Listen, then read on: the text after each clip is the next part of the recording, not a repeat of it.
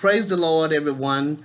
Praise the Lord. Praise the Lord. First thing I want to say is I want to apologize to each of you for the poor quality of the video, the last two videos. I did not get a chance to check them out and to re-record, and I'm so sorry that you had to go through that.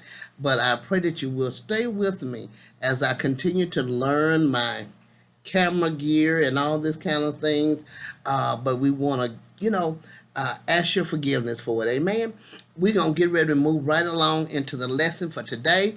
We want to thank you for joining with us with Wednesday's daily Bible study coming from Charlene's Outreach Ministries. Amen. Our lesson for today is a fable of false kingship. Our lesson is coming from Judges 9, verses 7 through 20. But before we get started, I pray that if something is said, touches your heart, soul, or spirit, that you would make a comment, a statement concerning the word of the Lord that we are studying together as we become stronger in His word. Amen. And also, I would like for you to please subscribe to my channel where we go forth and study and meditate on the word of the Lord, that we become stronger in His word. Amen. Because it is so important to be strong in His word, especially during this time, because we are having such trials and tribulation that's going on. And so we want to ask that you would subscribe to my channel and hit the little bell to be notified each time a lesson is put out, that we may learn and study the word of the Lord together and keep our mind focused on the right thing during this awful time that we are going through. Amen. Knowing that God will give us strength. Amen. And we will get closer to Him. Amen. So we're going to get ready and move right into the lesson. We're going to have prayer. Then we're going to move right into the lesson as we do regularly. Dear God in heaven, we thank you. We thank you because you are so wonderful. We thank you because you are our counselor. We thank you, Heavenly Father, because you are God Almighty, all by yourself. There is none like you, Father. We thank you that we seek no one but you, Heavenly Father. We thank you that you are our everlasting Father, and we thank you that you are our Prince of Peace, giving us peace in a time of trouble when we should and many times would be all upset and confused and in fear. But through the grace of the Almighty God, we are calm. We are knowing that we are a child of God. We give you honor and glory, and we bless your holy name. Lord, we thank you for watching over us up and down the dangerous highway day and night. We thank you for leading us and guiding us in your true path of righteousness. We thank you, Father, that you are our all in all. Lord, as we move forward, we thank you that you open our eyes that we see and our ears that we hear, and you give us wisdom, knowledge, and understanding from above to touch our hearts, souls, and spirits as we study your word, and knowing, not guessing, not wondering, but knowing that you, Heavenly Father, and only you, through your Holy Spirit, knows each and every one of us and knows our desires, our needs, what we need from your word at this moment in our life. We give you honor and glory, and we bless your holy name. Amen. Praise the Lord, everyone. Praise the Lord. We're going to get ready and get started with our lesson.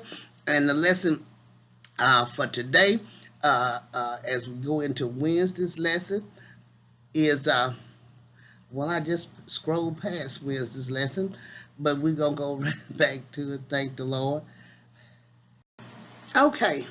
Our lesson is a fable of false kingship. A fable of false kingship, coming from Judges 9, verse 7 through 20.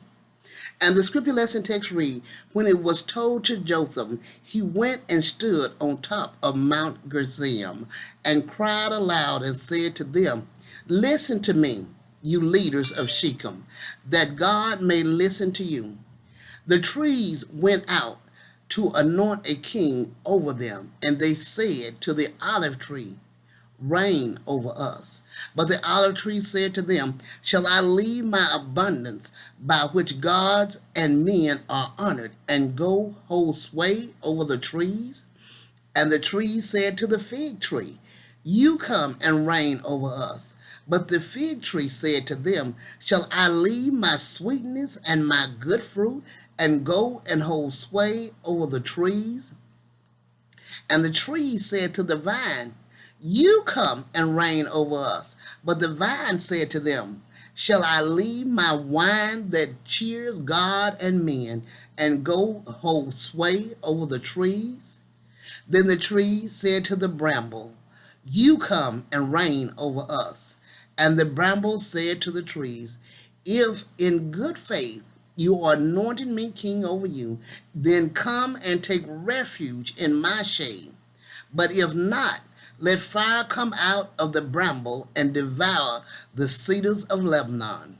Now therefore, if you acted in good faith and integrity when you made Amalek king, and if you have dealt well with Jerubbabel and his house, and have done to him his deeds deserve, for my father fought for you and risked his life and delivered you from the hand of Midian. And you have risen up against my father's house this day and have killed his sons, 70 men on one stone, and have made Amalek, the son of his female servant, king over the leaders of Shechem, because he is your relative. If you then have acted in good faith and integrity with Jerubbabel and with his house this day, then rejoice in Amalek, and let him also rejoice in you. But if not, let fire come out from Amalek and devour the leaders of Shechem and Beth-millo, and let fire come out from the leaders of Shechem and from Beth-millo and devour Amalek. Amen. This is a powerful, wonderful lesson we have here. The leaders here, first of all, they did not go to God for counseling, understanding of what they were doing if they were selecting the right person. As we learned in the first part of the week, we learned that when we are to make a decision for someone to lead us or to show us the way, we are to allow God to make that decision between whomsoever we have available to be over us in whatever the situation may be. Then we take that and go with it. Amen. And then things don't always turn out perfect, even in that. As we look at Saul and the way he and I believe it was Saul, acted and behaved, their first king that was put over the Israelites.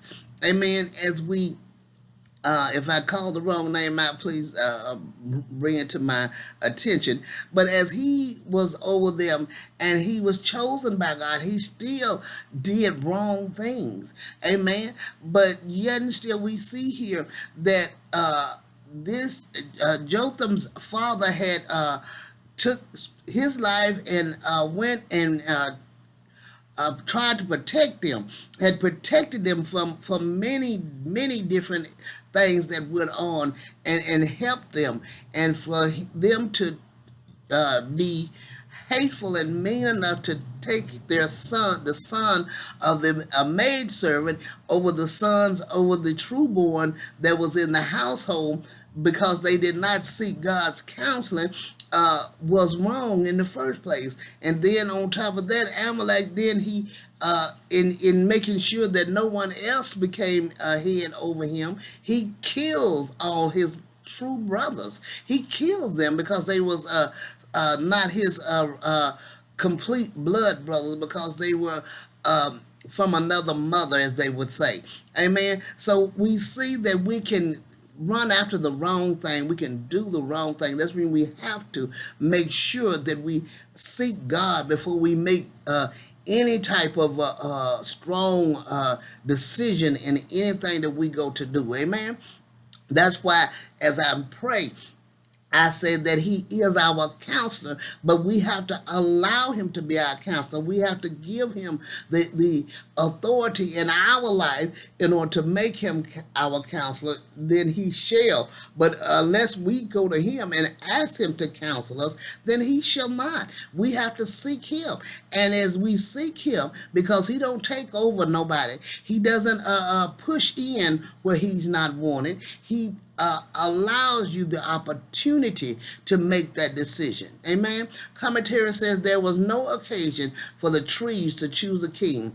They are all the trees of the Lord, which he has planted.